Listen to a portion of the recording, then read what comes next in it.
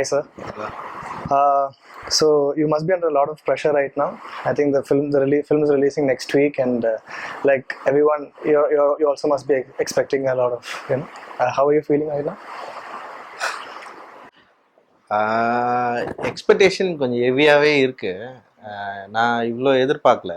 Actually first வந்து title announce பண்ணதுலேருந்து இங்கே பெரிய நானும் ரஜினி சாரும் சேர்ந்து ஒர்க் பண்ண ரஜினி சார் வந்து நான் டைரக்ட் பண்ணுறேன் அப்படின்னு வந்தோடனே பெரிய லெவல் டாக் போச்சு. இவன் பண்ணுவானா பண்ண மாட்டானான்னு அப்படின்ற ஒரு நிறைய கொஸ்டின்ஸ் இண்டஸ்ட்ரியில் இருந்தது. ஆனால் அது மீறி ஃபஸ்ட் லுக் வந்ததுக்கப்புறம் எல்லாருமே யுனானிமஸாக செம்ம சூப்பராக இருக்குன்னு சொன்னாங்க. அதுக்கப்புறம் ஒவ்வொரு முறையும் என்கிட்ட இருந்து ஒரு ப்ராடக்ட் வெளியே வருது, ஒரு நாங்கள் கொடுக்குறோம் கபாலி பற்றி அப்படின்றப்போ வந்து அவங்களுக்கு ரொம்ப பிடிச்சிருந்தது. எங்களோட போஸ்டர் டிசைன்ஸ் எல்லாமே பெரிய ஹிட்டு, பெரிய ரீச்சு.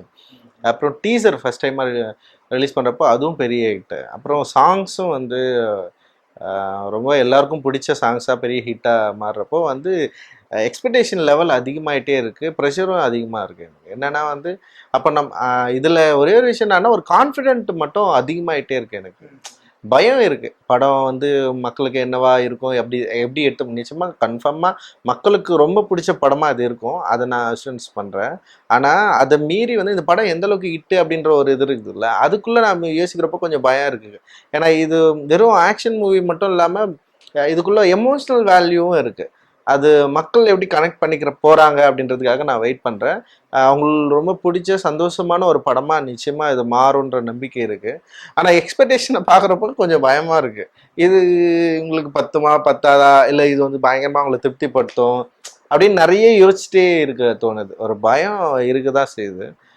அதை மீறி ஒரு கான்ஃபிடென்ட் இருக்குது. ஏன்னா இது வரைக்கும் நாங்கள் பண்ணது எல்லாமே மக்களுக்கு பிடிச்சிருக்கு. டீசர்ஸ்லேருந்து சாங்ஸ்லேருந்து போஸ்ட் டிசைன்ஸ்லேருந்து எல்லாருமே பிடிக்கிறப்போ இந்த படமும் வந்து நிச்சயமாக மக்களுக்கு பிடிக்குன்ற ஒரு கான்ஃபிடென்ட் வந்து எனக்கு இருக்கு. Okay.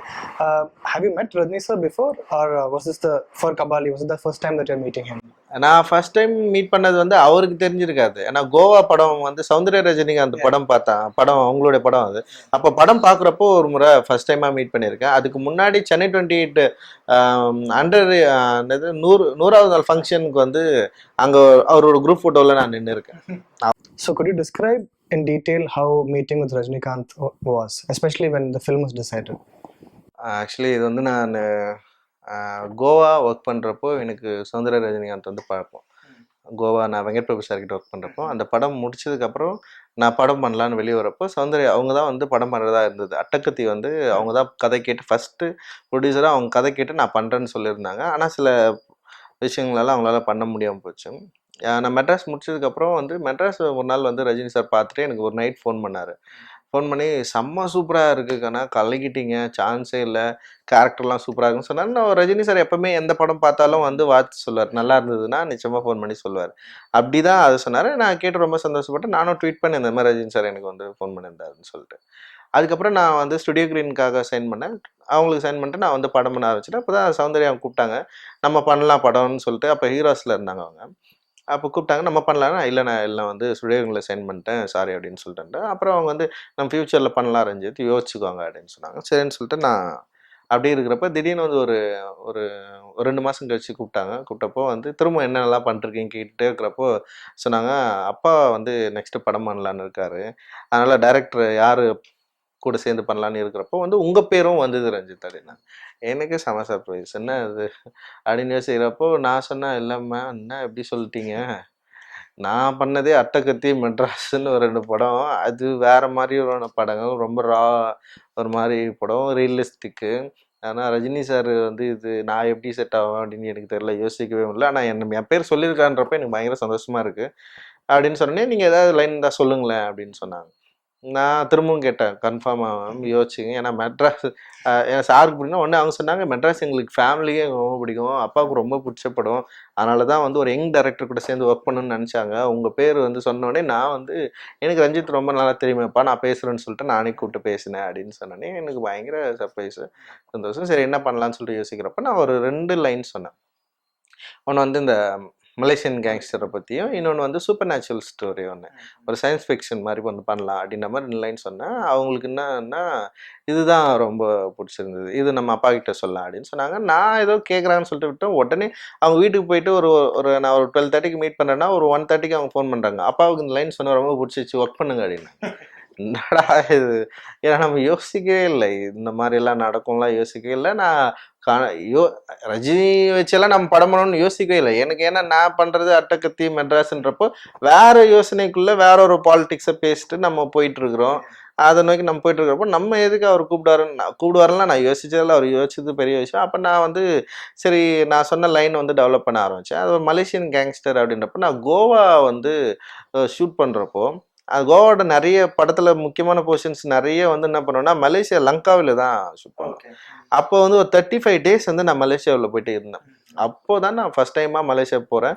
அங்க இருக்கிற தமிழர்கள முதல் டைமா பாக்குறேன். அது ஏதோ தமிழர்களுடைய நாடு மாதிரியே இருந்தது. எங்க பார்த்தாலும் தமிழர்கள் இருந்தாங்க. எங்க ஒர்க்கர்ஸ்ல இருந்து நிறைய கார்டு எக்கச்சக்கமான பேர் தமிழர்கள் இருந்தாங்க. அப்போதான் வந்து அந்த லேண்ட் ப்ராப்ளம் பத்தியும் அதை பத்தியும் கொஞ்சம் யோசிக்கலாம், இதை பத்தி நம்ம கதை பண்ணலாம்னு சொல்லிட்டு ரொம்ப நாளுக்கு முன்னாடி யோசிச்சு வச்சிருந்தது.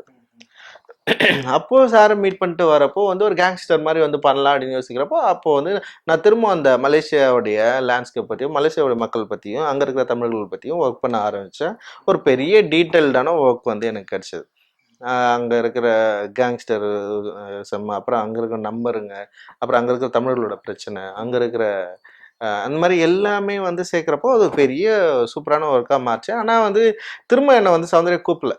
நான் நினைச்சேன் இதுக்கப்புறம் அவங்க கூப்பிட மாட்டாங்கன்னு சொல்லிட்டு விட்டு போயிட்டேன். திடீர்னு ஒரு நாள் கூப்பிட்டு இது மாதிரி ரஜினி அப்பா வந்து எப்போ கதை கேட்கலான்னு கேட்குறாரு அப்படின்னா, என்னடா உண்மையாதான் சொல்றாங்களான்னு சொல்லிட்டு என்ன மேம் சொல்றீங்கன்னு உடனே வாங்க மீட் பண்ணோன்னா சரி நான் ஒரு ஒர்க் பண்ணி வச்சிருந்தேன். அவங்க கிட்ட போயிட்டு நான் சொன்னோடனே அவங்களுக்கு ரொம்ப பிடிச்சிருந்தேன். ஆனால் அவங்க என்ன சொன்னாங்கன்னா எனக்கு கதை சரியா சொல்ல வராது. அவங்க கேட்டு இப்படி சொன்னா அப்பாவுக்கு பிடிக்காது அப்படின்னு சொல்லி எனக்கு இப்படிதான் சொல்ல வரோம், வேற மாதிரி எனக்கு சொல்ல தெரியாது. ஏன்னா இப்போ எனக்கு முன்னாடி இந்த ஜென்ரேஷன்ல இருக்கிற டைரக்டர்ஸ் எல்லாம் கதை வந்து பயங்கரமா சொல்லுவாங்க. நரேஷன் வந்து ஒரு படம் ஓடுற மாதிரி தான் அவங்களுக்கு வந்து நம்ம வந்து கதை சொல்லுவாங்க. அந்த மாதிரி நான் யோசிச்சேன். எனக்கு சொல்ல தெரியாதுன்னு சொன்னேன். இல்லை ரஞ்சித் நீங்கள் ட்ரை பண்ணுங்கன்னாங்க. சரி நான் அவர்கிட்ட கதை சொல்லலான்னு சொன்னோன்னே எனக்கு பதட்டம் ஆயிடுச்சு. நம்ம கரெக்டாக சொல்லுவோமா இல்லையான்னு சொல்லி நான் ஒர்க் பண்ண ஆரம்பித்தேன். நிறைய பாயிண்ட்ஸ் எடுத்துட்டு வந்து எல்லாமே யோசிச்சு நான் என்ன பண்ணேன். ஆனால் எனக்கு ஒரு முக்கியமான பிளாட் மட்டும் கிடைக்கவே இல்லை. படத்தோட ஒரு முக்கியமான ஒரு ப்ராப்ளம் வந்து எனக்கு கிடைக்கவே இல்லை. ஒரு எல்லாமே இஷ்யூ பேஸ்டாகவே இருக்குது. ஆனால் வந்து அதை கனெக்ட் பண்ணுற ப்ராப்ளம் பண்ணுற மோட்டிவ் பண்ணுற அந்த கான்ஃப்ளிக்ட் வந்து கிடைக்காம இருக்கிறப்போ நான் யோசிச்சேன் சரி நம்ம சொல்ல வேணாம் கதை, போயிட்டு சொல்லிட்டு முகவாங்கிறத விட சொல்லாமலே இருந்தலான்னு சொல்லிட்டு அவங்களுக்கு வந்து ஃபோன் பண்ணுறப்போ வந்து இல்லை வரல நான் சொல்லலான்னு சொல்லிட்டு சொன்னேன். நான் ஃபோன் பண்ணுறப்போ நானே கட் பண்ணிட்டேன். இல்லை வேணாம், நம்மளுக்கு ஒரு வாய்ப்பு வந்திருக்கு, நம்ம மிஸ் பண்ண வேணாம், கதை பிடிக்குதோ இல்லையா ஆனால் நம்ம சொல்லலாம் அப்படின்னு சொல்லிட்டு யோசிச்சோன்னே நான் அப்போதான் யோசிக்கிறப்போ அப்போதான் எனக்கு ஒரு முக்கியமான ஒரு பாயிண்ட்டு நான் வெயிட் பண்ணிட்டு இருந்த ஒரு பாயிண்ட் வந்து எனக்கு கிடச்சிது. நான் அதை வச்சு கதையை வைக்கிறப்போ கதையே வேற மாதிரி மாறிச்சு. எனக்குள்ளே கான்ஃபிடென்ட் வந்து சரி நம்ம மீட் பண்ணுவோன்னு சொல்லிட்டு மறுநாள் காலையில் ஒரு 10:30 ரஜினி சார் போயிட்டு மீட் பண்ண போனோடனே வந்து அவர் அப்படியே செம சூப்பராக வரத்தாரு. போனோடனே சாப்பிட கொடுப்பாங்க எப்பவுமே. இது மோர் கொடுத்தாரு, குடிச்சிட்டு வந்து அவர் பேச ஆரம்பிச்சார். நான் பேசவே இல்லை. மெட்ராஸை பற்றி ரொம்ப நேரம் பேசிட்டு இருந்தேன். மெட்ராஸோட கேரக்டரு, மெட்ராஸோட பிரச்சனை, மெட்ராஸில் நடித்த பசங்க, இந்த மாதிரி வந்து எல்லாத்த பற்றியும் பயங்கரமாக பேசி எனக்கு வந்து ஒரு கம்ஃபர்டபுள் வந்து கிரியேட் பண்ணார். அது வந்து அவர் தெரிஞ்சு செஞ்சதா தெரியாது. ஒரு கம்ஃபர்டபுளாக வந்ததுக்கப்புறம் வந்து சௌந்தர்யா இருந்தாங்க, நீங்கள் ஆரம்பிங்க அப்படின்னு சொன்னாங்க. அப்படியே நாங்கள் என்ன பண்ணோம்னா ஒரு கான்வர்சேஷன் மாதிரி பேசி தான் வந்து ஸ்கிரிப்டை நான் ஆரம்பித்தேன். அதுக்கப்புறம் பார்த்தா செம சூப்பராக சொல்லிட்டேன். ஒரு 1.5 hour ஸ்கிரிப்ட் சொல்லியிருப்போம் போல். கதை கேட்டு முடிச்சோடனே வந்து செம சூப்பர் அப்படின்னு சொல்லிட்டார். செம்ம சூப்பருங்க, சான்ஸே இல்லை அப்படின்னு சொன்னார். அதோட ஒரு 5 points வந்து அவருக்கு ரொம்ப பிடிச்சிருந்தது. ஏஜ்டு கேரக்டரு, அதில் வர சீக்வன்சஸ்ஸு, அதோட பேக்ட்ராப்பு, அதில் அப்புறம் கேரக்டரு, குமுதவல்லியோட கேரக்டர், இந்த மாதிரி வந்து அவருக்கு நிறைய பிடிச்ச விஷயங்களை பற்றி பேசினார். நம்ம வந்து எனக்கு ரொம்ப பிடிச்சிருக்குனாரு. ஆனால் படம் பண்ணலான்னு எனக்கு சொல்லலை. அப்புறம் அமுச்சு விட்டாங்க. அமுச்சிட்டதுக்கப்புறம் வந்து வெயிட் பண்ணேன், கூப்பிடவே இல்லை. சந்திரமோகன் அடிக்கடி மெசேஜ் அனுப்பேன், இல்லை ரஞ்சித் அப்பா வந்து யோசிச்சுட்டு இருக்காரு பண்ணு அப்படின்னு சொல்லி நான் யோசிச்சா அந்த டைமில் வந்து நிறைய பெரிய டைரக்டர்ஸ் எல்லாமே பேசிட்டு இருந்தாங்க. சரி நான் அப்போ வந்து எனக்கு தோணுச்சு இது நடக்காதுன்னு சொல்லிட்டு. ஆனால் அதே அந்த டைம்லேயே நான் வந்து ஸ்கிரிப்ட் வேறு எழுதிட்டு இருந்தேன். இவர் ஸ்டுடியோ கிரீனுக்காக வந்து ஸ்கிரிப்ட் வந்து ஒர்க் பண்ணிருந்தேன். அப்போ தான் நான் எழுதி முடிக்கிறேன். அது வந்து ஒரு ட்ராவலிங் ஸ்கிரிப்ட் மாதிரி ஒவ்வொரு ஊராக போயிட்டு அந்த ஆமாம் ரோட் ட்ரிப் கிடையாது, அது ஒரு லேண்ட் வேல்யூ சிஸ்டம் பற்றின ஒரு படம். அது அதனால ஒவ்வொரு நிலத்துக்குமான தன்மை அப்படின்னு இருக்குன்னு சொல்லிட்டு ஒரு கோயில் நகரம்னா அதுக்குள்ள என்ன நடக்கும் அந்த மாதிரி எல்லாம் சுத்திட்டு அதை ஒர்க் பண்ணி எடுத்து முடிக்கிறப்போ ஒரு நாள் வந்து சௌந்தர்யா எனக்கு ஃபோன் பண்ணாங்க. ஃபோன் பண்ணி கேட்டாங்க, அது மாதிரி அப்பா வந்து உங்க கதையை பத்தி யோசிச்சுட்டு இருந்தா அதுல ரொம்ப ராவா இருக்குன்னு ஃபீல் பண்றாரு, நீங்க ஏதாவது காமெடி அது மாதிரி ஏதாவது சேர்க்க முடியுமான்னு சொல்லிட்டு கேட்க. ஏன்னா அப்பா படங்களை நீங்க பாத்தீங்கன்னா காமெடின்னு இருப்பாங்க, காமெடி எல்லாமே இருக்கும், அந்த மாதிரி ஏதாவது இருந்தா நல்லா இருக்கும்னு சொல்லிட்டு கேக்குறாங்க அப்படின்னு சொன்னோடனே நான் சொன்னேன், என்னால அதை பண்ண முடியாது, எனக்கு அது வராது. முதல்ல எனக்கு வந்து நான் ஒரு கதை ஒன்று பண்ணி வச்சிருக்கேன், அதுக்குள்ள நான் அதை வச்சுன்னா வந்து காலி ஆயிடுவேன், எனக்கு அது பண்ண தெரியாது, அதனால நான் பண்ண மாட்டேன் அதை அப்படின்னு நான் சொன்னேன். உடனே அப்படியா அப்படின்னு சொல்லிட்டு கேட்டு வச்சுட்டு நான் சொன்னேன், கதைக்குள்ளேயே அந்த தன்மை இருக்கு, காமெடின்றது வந்து தனியா எனக்கு கிரியேட் பண்ண தெரியாத தவிர அதுக்குள்ள சின்ன சின்ன நுவான்ஸ்னஸ் இருக்கு, அது நிச்சயமா எல்லாருக்கும் பிடிக்கும் அப்படின்னு நான் சொன்னோடனே வந்து அப்படியா அப்படின்னு சொல்லிட்டு வச்சுட்டாங்க. நான் சரி இது வந்து கேட்குறாங்க நமக்கு வராது அப்படின்னு நினச்சி விட்டேன். திரும்ப ஈவினிங் கால் பண்ணாங்க, அப்பா அவங்கள மீட் பண்ணணும்னு நினைக்கிறாரு வாங்க அப்படின்னா. நான் பாண்டிச்சேரியில், நான் சரி மறுநாள் வரேன்னு சொல்லிட்டு மறுநாள் போனோடனே உள்ளே உட்காந்துருந்தாரு. உடனே வாங்க டைரக்டர் சார் அப்படின்னாரு. உடனே கை கொடுத்தாரு, நீங்கள் தான் அடுத்த டைரக்டர் பார்த்து செய்யுங்க அப்படின்னு சொல்லிட்டு ப்ரொடியூசர் வந்து தானு சார் போய் பண்ணாங்க. அவ்வளோதான், பயங்கரமா இருந்தது உண்மையில் அந்த டைம் வந்து. எப்படின்னா அவர் சொன்ன உடனே வந்து நம்ம நினைச்ச விஷயத்த சக்சஸ் பண்ணிட்டோன்னு இருந்தது. நான் ஒருத்தர்கிட்ட கதை சொல்லி ஓகே பண்ணிட்டேன்னு ஒரு சக்சஸ் இருந்தது. அந்த சக்சஸை மீறி பயம் பதட்டம் எனக்கு வந்து அதிகமாச்சு. ஒரு பெரிய பொறுப்பை நம்ம கிட்ட கொடுக்குறாரு, அப்போ அதை ஏன்னா ஒரு அட்டகத்தி மெட்ராஸ் பண்ண ஒரு டைரக்டர் 3வது படமே எனக்கு இவ்வளோ பெரிய ஒரு சூப்பர் ஸ்டாரை வந்து வச்சு டைரக்ட் பண்ண வேண்டிய ஒரு விஷயம் இவங்க வந்து கிடைக்குது அப்படின்றப்போ எல்லாருமே என்ன எதிர்பார்ப்பாங்க, இங்க இண்டஸ்ட்ரியில என்ன யோசிப்பாங்க, இந்த பயம்லாம் வந்தது. அதுக்குள்ள வந்து என்னன்னா நம்ம என்னவா இருக்க போறோம் இங்க. பொதுவா ஒரு சூப்பர் ஸ்டார் மாதிரி ஒரு இமேஜ் வரப்போ நம்முடைய கேரக்டரும் நம்முடைய கதாபாத்திரங்களும் நம்முடைய கதையும் வந்து அதுக்கேற்ற மாதிரி மாறாம இது ரொம்ப ஸ்ட்ராங்கா இருக்கணும் அப்படின்னு சொல்லிட்டு நான் வந்து இதுக்குள்ள எப்படி ரஜினி சார் உள்ள கொண்டு வர்றது, நான் ரஜினி சாருக்காக இதை நம்ம பண்ணக்கூடாது, நம்ம வச்சிருக்கிற கதைக்குள்ள அவர் கொண்டு வரணும் அப்படின்னு சொல்லிட்டு தான் நான் அதுக்கப்புறம் ஒர்க் பண்ண ஆரம்பிச்சேன். அதுதான் கபாலியா இவ்வளவு தூரம் வந்து நின்றது. கபாலி வந்து அவருக்கு ஏன்னா ஒரு 2-3 டைட்டில் நான் எழுதி எடுத்துன்னு போய் கொடுத்தப்போ வந்து ஃபர்ஸ்ட் கபாலி தான் நான் எழுதி வச்சிருந்தேன். ஏன்னா எனக்கு கபாலி ரொம்ப பிடிக்கும். சரி அது அவரு நான் சொல்ல மாட்டேன், மேக்சிமம் சில விஷயங்கள் நான் என்ன பண்ணுவேன் ஆப்ஷனா வச்சு கொடுத்துருவேன். ஒரு 4-5 விஷயம் கொடுப்பேன், எனக்கு பிடிச்சது அதுக்கு நடுவுலயே இல்லை எங்கேயோ நான் வச்சிருவேன். நீங்க படிங்க உங்களுக்கு எது பிடிச்சிருக்குன்னு நான் சொன்னேன். நான் ஒவ்வொன்றா படிச்சு காட்டினோடனே வந்து கபாலியை படிச்சு காட்டினோடனே சூப்பருங்க அப்படின்ட்டாரு. ஏன்னா எனக்கு அந்த டைட்டில் தான் வைக்கணும்னு நான் முடிவோட போனேன். நான் அப்படி அந்த கபாலி டைட்டில் இருந்தே வந்து நான் என்ன நினைச்சேனோ அதை வந்து அவருக்கும் பிடிச்சிருந்தது, ரொம்ப கம்ஃபர்டபுளா என்னை வச்சுக்கிட்டாரு. கரெக்டா என்னை இது வரைக்கும் வந்து கொண்டு வந்திருக்கோம். இந்த நிச்சயமா படம் மக்களுக்கு பிடிக்கிற படமாவும் இருக்கிறதுக்கு இதுவும் காரணமா இருக்கும்னு நான் நினைக்கிறேன். But didn't you have to make any changes because it's a Rajini film? இல்ல அப்படி சொல்ல முடியாது, ஏன்னா இந்த கேரக்டர் அவ்வளவு ஸ்ட்ராங்கான கேரக்டர். நான் அதுதான் இப்போ வந்து ரஜினி சாருக்காக இது பண்ணல, கபாலி அப்படின்ற ஒரு கேரக்டர் இருக்குதுல்ல, அந்த கேரக்டர் ரொம்ப ஸ்ட்ராங்கான கேரக்டர். கபாலி வந்து இந்த மாதிரி ஏன்னா ஒரு அடக்கப்பட்ட ஒரு தமிழ் சமூகத்திலிருந்து மேலேருந்து வர ஒரு கதாநாயகனா நம்ம படைக்கிறப்போ அதோட ஒரு மாஸ் வந்து நமக்கு இல்லை, ஒண்ணுமே இல்லைல்ல. அப்போ அந்த மாஸ் அந்த கேரக்டரைசேஷன் ஏற்கனவே இருக்கிறப்போ வெளிப்படையா இந்த சமூகத்துல இருக்கிற ஒரு மாஸ் ஹீரோ வந்து உள்ள வரப்போ ரெண்டு சேர்றப்போ அது கேரக்டராகவே எவால்வ் ஆகுது. அது சூப்பர் ஸ்டார் ரஜினியா இருக்கணும்னு வந்து அவர் ஆசை பண்ணும் அந்த விஷயம் அங்க நடக்கவே இல்லை. அவர் உள்ள வந்ததுக்கு அப்புறம் அந்த கேரக்டர் ஏற்கனவே இருந்த பவரும் அவரோட பவரும் சேர்ந்து அது வேற ஒண்ணு வந்து கிரியேட் பண்ணுது. அதுல வந்து ஒரு ரியல் எனக்கு ரஜினி சாரை வந்து நான் ஃபர்ஸ்ட் டைம் நான் ஒவ்வொரு முறையும் மீட் பண்றப்போ அவருடைய மேனரிசம் நிறைய பார்த்தேன். அப்போ வந்து சினிமாவில் நடிக்கிறதுக்கும் அவர் ரியலும் நிறைய வித்தியாசமா இருந்தது. அப்போ நான் என்ன பண்ணேன்னா ரியல் சூப்பர் ஸ்டாரை ரியல் ரஜினிகாந்தை இந்த படத்துக்குள்ள கொண்டு வரணும்னு நினைச்சேன். நான் அவன் தான் கபாலியா இருக்க முடியும் அப்படின்னு நான் நம்பினேன். அந்த கபாலியை நிச்சயம் நம்ம பார்க்கலாம். Was this balance very tough to find? How to? இல்ல அப்படி எனக்கு தெரியல. ஆனா என்னன்னா சம்டைம்ஸ் வந்து கொஞ்சம் சினிமாவா சூப்பர் ஸ்டாரா அந்த நம்ம ரெகுலரா பார்த்துட்டு வர மாறுறப்ப நான் கொஞ்சம் கண்ட்ரோல் பண்றேன். சார் கிட்ட சொல்லி இல்ல சார் இது வேணாம் சார் நமக்கு இது வேணும் சார் அப்படின்னு சொல்ல உடனே அப்படி பார்ப்பாரு, நான் நடிகனே இல்லைங்க என்ன எதுக்கு இப்படி கூட பார்த்துறீங்க அப்படின்னாரு. சார் நீங்க பெரிய நடிகர் சார், அது உங்களுக்கு தெரியல சார் பாருங்க சார் அப்படி. ஏன்னா முள்ளு மலரும் எனக்கு ரொம்ப பிடிக்கும் ரஜினி சாரோட படம். நான் சீரியஸா ரஜினி சார் படத்துல வந்து பார்த்து வியந்த படம்னா அதுதான் நான் சொல்லுவேன். நான் அவரோட ஆக்டிங் எனக்கு அந்த ரஜினியை எப்படியா ரீக்ரியேட் பண்ணணும்னு தோணுச்சு. புதுசா ஒன்று கிரியேட் பண்ண கூட கிடையாது. அந்த மாதிரி ஒரு அது விவசாயில கிரியேட் பண்ணா கூட போதும் அப்படின்ற ஒரு ஆசை வந்து எனக்கு இருந்தது. அதை விட ரஜினி சார் வந்து இந்த கேரக்டரை புரிஞ்சு செம்ம சூப்பரா ஒர்க் பண்ணியிருக்காரு. நிறைய சீன்ல அவருடைய ஆக்டிங் வந்து அவ்வளோ இயல்பா ஒரு இன்டென்ஸா அந்த வலிகளோட இருக்கிற ஒரு கபாலிய நம்ம முன்னாடி கொண்டு வந்து நிறுத்திருக்காரு. அது ஏன்னா ரஜினி சார் வந்து படம் பார்த்துட்டு பேசுனது இதுதான், சூப்பர் ஸ்டார் ரஜினின்ற ஒரு தொடர்ந்து படத்துல நடிச்சுட்டு வர அந்த கிளிஷேயான காட்சிகளோ அந்த இதுவோ எதுவுமே இல்லை ரஞ்சித் அப்படின்னாரு. ஏன்னா அவருடைய ஸ்பெஷலே ஃபாஸ்டா நடக்கிறது தான். இந்த படத்துல ஸ்லோவா தான் நடந்திருக்காரு. அவர் ஃபாஸ்டா நடக்கிறப்ப கூட ஐஸ் ஸ்பீட் பண்ணி விட்டேன் எல்லாத்தையும். ஏன்னா வந்து நிறுத்துறேன் நான், ரொம்ப ஃபாஸ்டா நடக்கணும் நில்லுங்க அப்படின்னு சொல்லிட்டு பொறுமையா நல்லா அப்படின்னு சொல்றது. டைலாக்ல வந்து நிறைய ஃபாஸ்டா பேசுறாரு, இதுல கொஞ்சம் ஸ்லோ பண்ணி பேசுறது சில இடங்கள் இருக்கு. சில இடங்கள் வந்து நம்ம இப்படி பண்ணிருக்கிறோம். Okay. So, are you telling me that you always crave to work with the actor that is Rajinikanth more than the star? இல்ல அதாவது என்னன்னா, ஆமா அதுதான் வந்து உண்மை. ஆக்டர் ரஜினிகாந்தை வந்து நான் வந்து பார்த்து நான் ரியல் ரஜினிகாந்தை பார்த்தேன்ல, அந்த ஆக்டர் அந்த முள்ளுமலரும் அவரை நான் திரும்பவும் பார்க்கணும்னு ஆசைப்பட்டேன் நான் இதுல. ஏன்னா அவர் நிறைய நடிச்சிருக்காரு, நடிக்கிறதுலாம் கிடையாது. இது ஒரு ரியாலிட்டி பேஸ்டு சினிமான்றப்போ வந்து கொஞ்சம் ஆக்டிங் வேற மாதிரி மாறும்ல. அந்த அந்த ரியாலிட்டியோட இருக்கிற சூப்பர் ஸ்டாரை நான் பார்க்கணும், இந்த படத்துல கொண்டு வரணும், அந்த கேரக்டருக்கு அப்பதான் செட் ஆகும். அதனாலதான் நான் அப்படி நான் ட்ரை பண்ணேன். So even when you're writing the original script, did you always have a 80s portion also?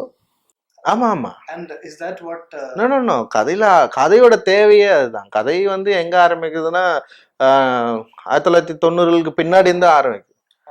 மலேசியாவுடைய problem வந்து அங்க இருக்கிற நிலத்துண்டாடல், அங்க இருக்கிற லேபர் பிரச்சனை, கூலி உயர்வு, அங்க தோட்ட தொழிலாளர்களாக இருக்கிற மக்கள், தமிழ் மக்கள், தோட்டம்னா வந்து செம்மனை ரெட் ஃபார்ம் சொல்லுவாங்க. அந்த அந்த ட்ரீ அந்த அங்க இருக்கிற மக்களுடைய வேலை செய்யறப்போ வந்து ஈக்குவலா இது லேபர் கூலி இல்லைன்றப்போ போராடுற ஒரு ஆள், அங்கிருந்து வெளியே வர ஒரு கபாலிசனுடைய கதை தான் இது. அப்படின்றப்போ வந்து நம்ம பிளாஷ்பேக் வந்து ரொம்ப முக்கியமான தேவையா இருக்கு இந்த படத்துக்கு. அது கதையோட இருந்தது தான் அது actually. Could you also tell me about how the name Kabali was used before this film? In other films? இல்ல பொதுவா வந்து என்னன்னா, தமிழ் சினிமாவில கபாலிகள் எப்பவுமே வில்லனா இருந்திருக்காங்க. ஒரு சில படங்கள்ல காமெடியா இருந்திருக்காங்க. ஒரு கொஞ்சம் முரட்டுத்தனம் சுபாவம் உள்ளவங்களா இல்ல வந்து கெட்டவங்களா தான் அமைச்சிருக்காங்க. பொதுவா என்னன்னா இந்த மாதிரி இப்போ குப்பங்கள்ல சேரியில வாழற மக்களை வந்து பொதுவாகவே தமிழ் சினிமா இப்படிதான் காட்டியிருக்கு. நீங்க என்ன எல்லா படங்களும் எடுத்துட்டீங்கன்னா கூட நாடகங்கள்ல கூட வந்து நீங்க பாத்தீங்கன்னா இந்த தூர்தர்ஷன்லாம் சில நாடகங்கள் வரும். அதுல யாராவது அது கெட்டவன்னா வந்து மெட்ராஸ்ல அங்க பேசின ஒரு கபாலி வந்து நிப்பான், ஏதாவது யாராவது அடிக்கணும்னா அப்படின்னு நிப்பான். எனக்கு ரொம்ப ஆச்சரியமா இருக்கும். எங்க ஊர்ல எங்க கபாலிகள், நான் பார்த்த கபாலிலாம் அப்படி கிடையவே கிடையாது. யாரோ ஒரு கபாலி அப்படி இருக்கிறப்போ வந்து ஏன் மற்ற கபாலிகள் எல்லாருக்கும் அந்த கபாலி தான் ரெப்ரசன்டேட்டிவா இருக்கிறப்போ வந்து நான் அதை பிரேக் பண்ணணும்னு நினைச்சேன். அப்படிதான் அந்த கபாலி அப்படின்ற பேர் வந்து இதுக்குள்ள நான் கொண்டு வந்தேன். கபாலிகள் வந்து நல்லவங்களும் இருக்கிறாங்க, ஹீரோக்கெல்லாம் இருக்கிறாங்க, கபாலிகள் மக்களுக்காக போராடுற கபாலிகளும் இருக்கிறாங்க. அப்போ வந்து இந்த கபாலின்ற வில்லன் வச்சிருக்கிற கபாலின்ற பேரு ஹீரோவுக்கு மாத்தணும், ஹீரோயிசமா இதை மாத்தணும்னு சொல்லிட்டு ஒரு ஆசை இருந்தது. அப்போ இந்த படத்துக்கும் இந்த கதைக்கும் அதுக்கப்புறம் வந்து ரஜினி சாரோட கேரக்டருக்கும் அவர் பவருக்கும் வந்து கபாலி அப்படின்ற பேர் வைக்கிறப்போ இன்னும் பவர்ஃபுல்லா மாறும் அப்படின்னு நான் நம்பினேன். அப்படிதான் அந்த பேரை வந்து நான் செலக்ட் பண்ண வச்சேன். Okay. You're somebody who makes films that are really rooted in a setting, and you're very familiar with the setting, and one of your greatest advantages that you're an insider in those settings. But Malaysia is an outside land, it's an alien place, you know, the people there are very different. Even though you found Tamilians there, what are the things that you could connect with them? No, the emotion is same. நமக்கும் அவங்களுக்கும் வந்து ஒரே emotional தான். ஏன்னா 2 பேரும் தமிழ் மொழி பேசுகிறோம். இங்கே இருக்கிற அதாவது என்னென்னா இங்கேருந்து போன தமிழர்கள் தான் அவங்க. லேண்டு தான் வேற தான், மொழி தான் அங்கே வேறவா இருக்குதே தவிர, ஆனால் வந்து ஒரே ப்ராப்ளம்ஸ் தான் அங்கேயும். இங்கே வேற மாதிரி ப்ராப்ளம் இருக்கப்போ அங்கே வந்து நில சம்பந்தமான பிரச்சனைகள், குடியிருப்பு சம்பந்தமான பிரச்சனைகள் தொடர்ந்து வந்து 3-4 தலைமுறையாகவே வந்து தோட்ட தொழிலாளிகளாகவே இருக்கிற மக்கள். நான் வந்து கேரி ஐலண்ட் போனேன். கேரி ஷூட்டுக்கு போகிறப்போ வந்து ஒரு தாத்தாவை மீட் பண்ணுறப்போ அவர் சொல்கிறாரு, இது வரைக்கும் நான் வந்து கேஎல்கே போனதில்லை, வெறும் 200 கிலோமீட்டர் இருக்கிற கேஎல்கே அவர் போனதில்லைன்னு சொல்கிறாரு. அவருடைய காலம் வந்து அங்கேயே பிறந்து அங்கேயே வளர்ந்து அங்கேயே செத்துறாரு. அவருக்கு வீடு இருக்குன்னா வீடு இல்ல. அங்க பார்த்தா எஸ்டேட்ல ஒரு குடியிருக்கிறதுக்காக ஒரு மரப்பலையில அடிச்சு வச்சிருப்பாங்கல்ல, அந்த மாதிரி ஒரு வீடுல இருக்கு. அந்த வீட்டுல வந்து இருக்கிறாரு. அவருக்கு நில சொந்தம் கிடையாது. அங்க வெறும் வந்து அந்த குடியுரிமை மட்டும் இருக்குது. அந்த மாதிரி வந்து என்னன்னா, நம்ம ஒரு மக்களை பத்தி பேசணும்னு நினைக்கிறப்போ வந்து நம்ம அவங்களால எங்க கனெக்ட் ஆகணும்னா இந்த மாதிரி ஏரியாவில் தான் கனெக்ட் ஆகிறோம் நம்ம. அப்போ ப்ராப்ளம் வந்து சேம் தான். இப்போ அங்க வந்து வேற பிரச்சனையா இருக்குது, பிரச்சனைகள் வேறவா இருக்கு, ஆனா மனநிலை ஒரு டிப்ரெஸ்ட் அப்படின்றது வந்து சேமா இருக்குது. அப்படி வந்து நம்ம வந்து சொல்லலாம். அப்புறம் இந்த லேண்டை பத்தி நான் எடுக்கிறப்போ எனக்கு இது ரொம்ப பிடிக்கும், புரிஞ்சிருக்கு, நான் வாழ்ந்துருக்கிறேன் அப்படின்றப்போ இதை பத்தி என்னால பேச முடிஞ்சது, ஈஸியா இருந்தது. நான் அது அப்படின்றப்போ எனக்கு கொஞ்சம் டஃப் தான். அப்போ வந்து நான் வந்து முதல்ல மலேசியா போறேன், அங்க எல்லா இடத்துலையும் சுத்தி பார்க்குறேன், அங்க இருக்கிற புத்தகங்கள்லாம் கலெக்ட் பண்ணி அங்க இருக்கிற பிரச்சனைகள்லாம் முதல்ல பார்க்குறேன். அரசியல் ரீதியாகவும் அங்க இருக்கிற அந்த அரசோட இறையாண்மைக்கு உள்ளவன் என்ன இருக்கு அப்படின்னு சொல்லிட்டு நான் தேடுறேன். அதுக்கப்புறம் என்னுடைய அசிஸ்டன்ட் டைரக்டர் வந்து விக்ரம் சொல்லிட்டு இருக்கான், அவன் வந்து மலேசியா தான். அவங்ககிட்ட வந்து நிறைய டிஸ்கஸ் பண்றேன். அவன் வந்து தோட்டத்துல இருந்து தான் வந்திருக்கிறாங்க. அவங்க அப்பா அம்மா சின்ன வயசுல தோட்டங்கள்ல தான் இருந்திருக்காங்க. அப்போ வந்து தோட்டம் அப்படின்றது என்னவா இருக்கு, தோட்டத்துல இருந்து என்ன பிரச்சனை இருக்கு, அங்கிருந்து வரப்போ எப்படி இருக்கு, இப்போ மலேசியாவில் மக்கள் என்னவா இருக்கிறாங்க, அவங்களுக்குள்ள என்ன ப்ராப்ளங்கள் இருக்கு, அவங்களுடைய மொழி என்னவா இருக்கு, உணவு என்னவா இருக்கு, அவங்களுடைய எல்லாமே நம்ம வந்து ஆராய்ச்சி பண்றப்போ வந்து நம்ம அது எல்லாத்தையுமே இதுல ஈஸியா வைக்க முடியுது. அதுக்கப்புறம் ஒரு படைப்பாளனுக்கு வந்து மொழியோ லேண்டோ வந்து எதுவுமே கிடையாது. அவன் பண்ணணும்னு நினைச்சான்னா அது கூட வந்து நம்ம ஒர்க் பண்ண ஆரம்பிக்கிறப்பவே, உறவாட ஆரம்பிக்கிறப்பவே அது நமக்கு நிறைய கொடுக்கும். எது பண்ணும் எது வேணான்றது மட்டும் தான் நம்ம டிசைட் பண்ணணும். அதனால ஈஸி தான், பெரிய கஷ்டமான வேலை தான். Could you find some kind of similarities? For instance, the hip hop culture there is very similar to the hip hop culture in North Chennai. இல்ல இப்ப நம்ம நார்த் சென்னை பண்றப்போ நான் நிறைய ஏன்னா பொதுவாகவே வந்து மாவோ சொல்லியிருக்காரு, கலை இலக்கியங்கள் வழியாக தான் நம்ம வந்து அரசியலே வந்து மாற்ற முடியும், அரசியல் கலை என்பதே அரசியலுக்கானதா நம்ம வந்து பயன்படுத்தணும் அப்படின்ற மாதிரி அவர் வந்து பேசியிருக்காரு. இப்போ நீங்க பிளாக்ஸ் எடுத்துட்டீங்கன்னாலும் இந்த மாதிரி வந்து டிப்ரெஸ் கம்யூனிட்டி பீப்புளோட எடுத்துக்கலாம், அவங்களுடைய ஆர்ட் வந்து பயங்கர பியூரா இருக்கும். அவங்களுடைய ஆர்ட் வந்து பாத்தீங்கன்னா அவங்க ஆர்ட் மூலமா தான் அவங்க எழுச்சி அடைகிறாங்க, தன்னெழுச்சியா தான் உருவாகிறாங்க. நீங்க பாத்தீங்கன்னா எக்கச்சக்கமான கானா பாடல் இருப்பாங்க, டான்சர்ஸ் இருப்பாங்க, பாக்ஸஸ் இருப்பாங்க. உடல் வச்சு ஒரு அரசியல் இருக்குதுல்ல, அவங்களுடைய உடல் தான் அவங்களுடைய ஆயுதமாவே இருக்குது. நீங்க எங்க இந்த டிப்ரெஸ் கம்யூனிட்டி எங்க போனாலுமே வந்து உடல் தான் அவங்களுடைய, உடல் தான் மூலதனம், உடல் தான் அவங்களோட எல்லாமே. அப்ப அங்கிருந்து வர ஒரு விஷயம் இருக்குதுல்ல, அது ஈக்குவல். ஆமா ஆமா, எங்கல நீங்க பிளாக்ஸ் எனக்கு உலகம் முழுக்க பிளாக்கோட எவல்யூஷன் வந்து பயங்கரம். அவனோட மொழியிலிருந்து அவன் பேசுற இங்கிலீஷ் தான் இன்னைக்கு எல்லாருமே நம்ம பேசிட்டு சுத்திட்டு இருக்கோம். அவன் போடுற அந்த அவனுடைய காஸ்டியூம்ஸ், அவனுடைய மியூசிக் எல்லாமே. ஏன்னா வந்து அதுதான் வந்து விடுதலைக்கான ஒரே மொழி தான், எதிர்த்து பேசுறது தான். கலகம் தான் வந்து மிக முக்கியமானது. அப்ப கலகம்னா ஒரு மொழியை சிதைக்கிறதே கலகம் தான். இப்ப இங்கிலீஷ் வந்து பயங்கரமா அவன் பேசிட்டு இருக்கிறான், அந்த மொழியை சிதைச்சிட்டு இந்த மொழியை அது பயங்கரமான விஷயம் இல்ல அது. அப்போ வந்து அவனுடைய உடல் உழைப்புக்கு சம்மந்தப்பட்டுதான் அவன் லைஃப் ஸ்டைலுக்குள்ள இருக்கு, அவன் ஃபேக்காவே இல்லை. ஒரு அவன் கிட்ட இருந்து ஒரு பாடல் வருதுன்னா அந்த பாடல் வந்து எதுகை முனையோ இல்லை வந்து கலைநயத்தோடு எதுவுமே இல்லைன்னா கூட வந்து அந்த பாடல் ஏன் மக்களை கனெக்ட் பண்ணுதுன்னா அவன் லைஃப்குள்ள இருக்குது. அந்த வார்த்தை வழிகள் வந்து அவனுடைய வாழ்க்கையோட வடிவத்துக்குள்ள இருக்கிறப்போ அது நிச்சயமா அது வந்து மேலே எழுந்துதான் வரும், எல்லாருக்கும் பிடிக்கதான் செய்யும். அது ஈக்குவல் எல்லா டிப்ரெஸ்டு கம்யூனிட்டிலையும் இது நிகழ்ந்துதான் ஆகும். அதை நம்ம வந்து ஏத்துக்கின்னு தான் ஆகணும். அதுக்கு ஆர்ட் தான் அப்படின்னு நம்ம சொல்லணும். Was it easy for you to set a film because all these things were things that we could relate to? For instance, the Malaysian Tamil, is it something that we can follow very easily, or have you tried to keep it at Chennai, the language? அது சில வார்த்தைகள் கொஞ்சம் கஷ்டம். இப்போ வந்து நம்ம வந்து மலேசிய தமிழ் நிறைய இதில் பயன்படுத்திருக்கோம். இப்போ இருக்கிற தமிழ் நம்ம வந்து இப்போ கரண்ட்ல அங்கே என்ன தமிழ் பேசிட்டு இருக்காங்களோ அதை வந்து இங்கே வந்து நம்ம இந்த படம் முழுக்க பேசியிருக்கிறோம். சென்னை இப்போ வந்து மெட்ராஸ் வந்து சென்னை ஸ்லாங் வந்து ரொம்ப முக்கியமானதா இருக்கிறப்போ இப்போ மலேசியன் ஸ்லாங் நம்ம அதில் வந்து பயன்படுத்திருக்கோம். முக்கியமா சைனீஸ் லாங்குவேஜ் இருக்குது, மலாய் இருக்கு. அதுக்கப்புறம் வந்து இது மூணுமே வந்து ரஜினி சார் பேசியிருக்காரு. மலாயில பேசக்கூடிய டைலாகும் வந்து படத்துல எடுத்துருக்கோம். ஆமா ஆமா, மலாய் பயங்கர, அதெல்லாம் செமையா இருக்கும். அது அந்த மாதிரி வந்து இன்ட்ரெஸ்டிங்கான திங்ஸ் இருக்கு. மேக்சிமம் அது ரியாலிட்டி கிட்ட என்னால வந்து முழுக்க ஒரு ஸ்லாங்கை உற்பத்தி பண்ண முடியல. ஏன்னா வந்து அவங்க ஸ்லாங் ரொம்ப டிஃபிகல்ட். ஆனா வந்து என்னன்னா மேக்சிமம் சில பேர் பேசுறது என்னால புரிஞ்சுக்க முடியாது. அந்த மாதிரியான சில வார்த்தைகளை வந்து இதுல நான் ட்ரை பண்ணியிருக்கேன். ஓரளவுக்கு ரியாலிட்டியா இருக்கும். இப்ப நீங்க இந்த படம் பாக்குறது மூலமா ஓரளவுக்கு மலேசியாவுடைய லேண்ட்ஸ்கேப்ல இருந்து, மொழியில இருந்து, உணவுல இருந்து ஓரளவுக்கு புரிஞ்சுக்க முடியும் அப்படின்ற மாதிரி எனக்கு தோணுது. I'm sure when you were shooting for the film, you would have gotten a lot of opportunities to speak to the Tamils there. How did they describe how they were represented in cinema and things like that before? Seriously இந்த Malaysian பீப்புளோட மலேசிய தமிழ் மக்களுக்கும் நமக்கும் இருக்குமான இங்க இருக்க தமிழ் மக்களுக்கும் இருக்கும் ஒரே உறவே சினிமா தான். That's the only bridge. Okay. Cinema தான் அவங்களுடைய மிகப்பெரிய இன்ஃப்ளூயன்ஸ். இங்க வந்து தனுஷ் ஆடுகளத்துல வந்து பேசுறாருல, நாங்கெல்லாம் சுனாமி அப்படின்னு அந்த டைலாக் அங்க பேசிட்டு இருப்பாங்க. புரியுதுங்களா? எல்லாருமே எவ்ரி ஒன் இங்க என்ன வந்து ஹீரோக்களும் சரி, கதாநாயகங்களும் சரி, பாடல்கள் சரி, காமெடி இவர் வடிவேலுடைய காமெடிகள்ல இருந்து அந்த ஜோக்ஸ் அந்த வார்த்தைகள் முழுக்க அங்க பரவி கிடைக்கும். நீங்க எங்க போனாலும் யாருனாலும் அதை பேசுவாங்க.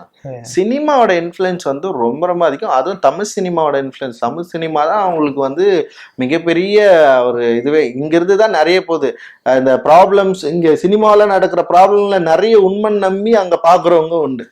அதனாலதான் வந்து கிரியேட்டிவ் இயக்குநர்களுக்கு வந்து செல்ஃப் ரெஸ்பான்சிபிலிட்டி, அதாவது சோசியல் ரெஸ்பான்சிபிலிட்டி ரொம்ப தேவைன்னு நம்ம ரொம்ப கவலைப்படுறது, யோசிக்கிறது. ஏன்னா நம்ம இங்க ஒரு சினிமா பண்றது எல்லா இடத்துக்கும் போகுது. இதுதான் தமிழ் சமூகம்னு அவங்க எல்லாருமே நம்புறாங்க. இங்க இருக்கிற ப்ராப்ளம் தான் அதுவும் அப்படின்னு நம்புறாங்க. அது வந்து ரொம்ப ஒரு சில டைமுக்கு வந்து ரொம்ப மோசமான நிலை கூட கொண்டு போகும்னு நான் நினைக்கிறேன். Correct. As a fan of Rajinikanth and as somebody who's followed his career for so many years, did you ever think that there were issues that Rajinikanth spoke about and a few which you thought he didn't? Did you feel making a film would kind of help you cater to that issues, those kind of causes? இல்ல எனக்கு அப்படி தெரியல எனக்கு. ஏன்னா வந்து இன்னைக்கு அப்படியெல்லாம் வந்து போயிருக்கணும்னா பராசக்தி படம் வந்திருக்கிறப்பவே வந்து அதுல பேசாத ஒரு சமூக எழுச்சி இதுவே கிடையாது. திரைப்படங்கள் வேலை சில விஷயங்களை நம்ம பேசலாம், ப்ரொவோக் பண்ணலாம், தூண்டி விடலாம், இல்லை வந்து போக் பண்ணலாம், டிவி இல்லாமே தவிர முழுசா மாற்றம் அடையுமானா எப்போவே நம்ம சமூகம் மாறி இருக்கும். அப்படி மாறுறதுக்கான வாய்ப்பு வந்து இங்க இல்லை. நம்ம வந்து சில கேள்விகளை தூண்டி விடலாம் சில கதாபாத்திரங்கள் மூலமா. அந்த கேள்விகள் நிச்சயமா கேள்வி கேட்கறோன்னா யோசிக்க வைக்கும். சில பேர் வந்து இந்த கேள்விக்கு பதில் சொல்லணும்னு அவசியம் இல்லைன்னு எழுந்து போயிடும். சில பேர் அந்த கேள்விக்கான பதில வந்து தேடும். அதுவே வந்து பெரிய சக்சஸ்ன்னு நான் நினைக்கிறேன் சினிமாவில். அந்த விஷயங்களை வந்து நம்ம யூஸ் பண்ற ஒரு பவர் ஸ்டார் மூலமா வந்து நம்ம நிச்சயமா வந்து அதை பேசுறதுக்கான வாய்ப்பு கிடைக்கிறப்ப நிச்சயமா நம்ம சமூகமா நம்ம பேசலாம்னு நினைக்கிறேன். Yeah, but do you agree he's a strong political tool that if you wanted, you could have said, put across any message that you wanted? இல்ல இதுல நான் ஸ்ட்ராங்கான பொலிட்டிக்கல் விஷயம் வந்து நம்ம பேசியிருக்கிறோம். நீங்க படம் பாக்குறப்போ நிச்சயமா புரியும். ஏன்னா வேர்ல்ட் ஃபுல்லாவே இருக்கிற தமிழர்களுடைய பிரச்சனையை வந்து நம்ம வந்து பேசுறோம். எங்க போனாலுமே ஏன் தமிழர்களுடைய ப்ராப்ளம் இன்னும் இப்படியே இருந்துட்டு இருக்கு அப்படின்றத வந்து சில இடங்கள்ல நம்ம வந்து பேசியிருக்கிறோம். நம்ம அது வந்து சார் வாயில இருந்து வரப்போ இன்னும் பவர்ஃபுல்லா இருக்கும் அந்த வார்த்தை. ஏன்னா அவருடைய யங் ஏஜ்ல வந்து ஃபர்ஸ்ட் அவருடைய ஓப்பனிங்கே வந்து ஒரு முழு நீள டைலாக்ல வந்து முழுக்க கூலி உயர்வு ஈக்குவாலிட்டி பத்தி தான் பேசுவாரு. அவன் வந்து அவனுக்கு வந்து நீங்க அதிகமா சம்பளம் தரீங்க, எங்களுக்கு ஏன் தரமாட்டேன்றீங்க, அவங்களுக்கு தர வேணான்னு சொல்ல, ஆனா எங்களுக்கு தாங்க, அவங்களுக்கு ஈக்குவலா தான் நாங்க உழைக்கிறோம் அப்படின்னு சொல்லிட்டு அந்த ஈக்குவாலிட்டி பேஸ்ல கூலி உயர்வை வந்து பேசுறது தான் வந்து ஒரு முழு நீள ஒரு டைலாக் இருக்கும். தமிழர்களுக்கான கூலி உயர்வை பத்தி பேசுற ஒரு ஆளை தான் ஃபர்ஸ்ட் வந்து நம்ம காட்டுறோம். அதனால வந்து அந்த டைலாக் நிறைய இது மாதிரி சின்ன சின்ன விஷயங்கள் வந்து நம்ம வந்து அவர் வாயில் மூலமா பேசுறப்போ ஒரு பரவலான ஒரு கவனத்தை ஈர்க்கும் அப்படின்னு நான் நம்புறேன். அது நிறைய இடத்துல போய் சேரும். ஏன்னா வந்து cinema it's a mass medium. இந்த சினிமாவில் ஒரு மாஸ் மீடியத்தில் மிகப்பெரிய மாஸ் ஹீரோ இருக்கிறப்போ, ஆக்டர் இருக்கிறப்போ, அவர் வாயிலேருந்து வரப்போ இன்னும் வந்து பவர்ஃபுல்லாக எல்லா இடத்துலையும் போய் சேரும், நல்ல விஷயங்களை கிரியேட் பண்ணும் அப்படின்னு நான் நினைக்கிறேன். Do you feel the Tamilian who lives outside Tamil Nadu has been very underrepresented in our cinema? Little அந்த மாதிரி விஷயங்கள் இருக்கு. இப்போ நீங்க பாம்பேல போனீங்கன்னா தமிழர்கள் இருக்கிறாங்க, சிங்கப்பூர்ல போனா எல்லாமே தருவாங்க. அந்த மாதிரியான படங்கள் இங்க ரொம்ப கம்மியா தான் நம்ம எடுத்திருக்கிறோம். நாயகன் இப்ப பாம்பேல சில படங்கள் எடுத்திருக்கிறாங்க. ஆனா வந்து என்னன்னா எல்லா இடத்துலயுமே வந்து அவங்களோட ரோல் ரொம்ப முக்கியமானது. இப்ப பாம்பே சிட்டி உருவாகிறதுக்கு காரணம் வந்து தமிழ்ல மிக முக்கியமான ஆறுலாம் இருக்கிறாங்க. இப்ப மலேசியாவில் மலை நாடு, ஆக்சுவலி மலை நாடு தான் மலேசியாவா மாறுது. அப்ப அந்த மலை நாட ஒரு நாடா மாத்துறதுக்கு வந்து தமிழர்களோட உழைப்பு மிக முக்கியமானதா அங்க இருக்கு. அவங்க வந்து தன்னுடைய லைஃபை முழுக்க வந்து அங்க வந்து 3-4 தலைமுறையாக அடை வச்சு அவங்க வந்து அந்த நிலங்கள்ல இன்னும் வந்து வேலை செஞ்சுட்டு இருக்காங்க. அந்த மாதிரி சிங்கப்பூர். இந்த மாதிரி வந்து நம்ம பேச வேண்டிய நிறைய விஷயங்கள் இருக்கு, இன்னும் நம்ம பேசல. இப்போ இந்த மாதிரியான படங்கள் வரப்போ நிறைய பண்ணுவாங்க அப்படின்ற மாதிரி நம்ம தோணுது. So can we look at this film as the bridging of those two worlds, the superstar film and the dream film of a director? நிச்சயமா. இதுல உண்மையிலேயே வந்து இதுல நான் என்ன நினைச்சேனோ அதை நான் எழுதியிருக்கேன், அதுக்குள்ள சூப்பர் ஸ்டாரை கொண்டு வந்திருக்கேன். அதை வச்சுதான் நான் சொல்றேன் நான் சில விஷயங்களை. அதனால வந்து நம்ம அப்படி எதிர்பார்க்கலாம். So the fans needn't be worried that this will be a two. Fans நிச்சயமா சந்தோஷப்படுவாங்க. ஏன்னா இதுல வந்து ஃபேன்ஸ் சந்தோஷப்படுறதுக்கு நிறைய விஷயங்கள் இருக்குது. அவருடைய ஆக்டிங், அவருடைய ப்ரெசன்ஸ், அவர் நடிக்கிற விஷயங்கள்ல, அதுக்கப்புறம் அவருடைய எமோஷனல் வேல்யூ, இது எல்லாமே வந்து எதிர்பார்த்து காத்துட்டு இருக்கிற ஒரு விஷயம் தான். நிச்சயமா வந்து ஃபேன்ஸை வந்து ரொம்ப சந்தோஷப்படுத்தும் அந்த படம். So in your third film, you were able to make a Rajini film, and I'm sure when it's a Rajini film, budgets are like you have the access to everything that there is to you can get in a Tamil cinema. Where do you go from here? You've already scaled Mount Everest. Now where? அப்படியெல்லாம் கிடையாது. இல்லை, எனக்கு அதில் நம்பிக்கையே கிடையாது. நான் இப்படி வந்துட்டேன். அதுக்கப்புறம் அது கிடையவே. நான் வந்து 3 படம் பண்ணியிருக்கேன். ஒன்று அட்டகத்தி, மெட்ராஸ், கபால், 3மே என்னுடைய படங்கள். அதுக்கப்புறம் வேற இன்னொரு படம் அது பட்ஜெட்டை வச்சு ஒரு படத்தை எடை போடவே கூடாது. எனக்கு வந்து அட்டகத்தியும் ஒரே படம் தான். அதுக்கப்புறம் நான் பண்ண எல்லா படங்களும் அதே மாதிரி படம் தான். படம் அவ்வளோதான். நான் படம் பண்ணோம். அதுக்கு வந்து கதைகளோ பட்ஜெட்டோ இல்லை நடிகர்களோ உள்ள வரப்போ அது வேற மாதிரி மாறுது, பிரம்மாண்டம், அதுலலாம் எனக்கு நம்பிக்கையே கிடையாது. படம் பண்ணோம், அது எந்த படமா இருந்தாலும் பண்ணுவேன். And where are you planning to watch Kabali first day for sure? ஏதாவது சம லோக்கல் தேட்டரில் போயிட்டு வந்து பார்க்கணும்னு சொல்லிட்டு ஒரு ஆசை இருக்கு. ஆல்பர்ட் மெட்ராஸ் படம் நிறைய இடத்துல போயிட்டு நான் பார்த்துட்டு ஆல்பர்ட் தேட்டரில் போயிட்டு ஒரே ஷோ பார்த்தேன். நான் அப்படியே அழுதுனே வெளியே வந்துட்டேன். போதும், வேற எங்கேயும் இதுக்கப்புறம் பார்க்க தோணவே இல்லை. ஏன்னா ஈச் அண்ட் எவ்ரி மூமெண்ட் அப்படி ரசிச்சாங்க. அப்படி இருந்தது எனக்கு. போதும்டா, நம்ம யாருக்காக படம் எடுத்தோமோ அந்த இடம் போயிட்டு ரீச் ஆயிடுச்சு. எனக்கு வந்து செம்ம சந்தோஷமாயிடுச்சு. அழகா நான் வந்து அதுக்கப்புறம் நான் எந்த தேட்டர்லயும் போயிட்டு மெட்ராஸ் நான் பார்க்கவே இல்லை.